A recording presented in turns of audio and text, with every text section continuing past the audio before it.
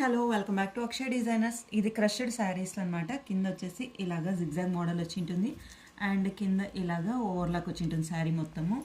ఇదైతే కొంగు వచ్చేసి బ్రౌన్ కలర్, కింద ఏముంటుందో బార్డర్ అదే కలర్ పీకాక్ బ్లూ అనమాట. దీనిపైన కోలం ముగ్స్ వచ్చాయి దీనిపైన అన్ని. సో బ్లౌజ్ వచ్చేసరికి మనకి సేమ్ ఇలాగే బ్రౌన్ కలరే ఇస్తాడు, ప్లెయిన్ బ్లౌజ్. ఇది బ్లౌజ్. సో దీంట్లో కలర్స్ ఉన్నాయి.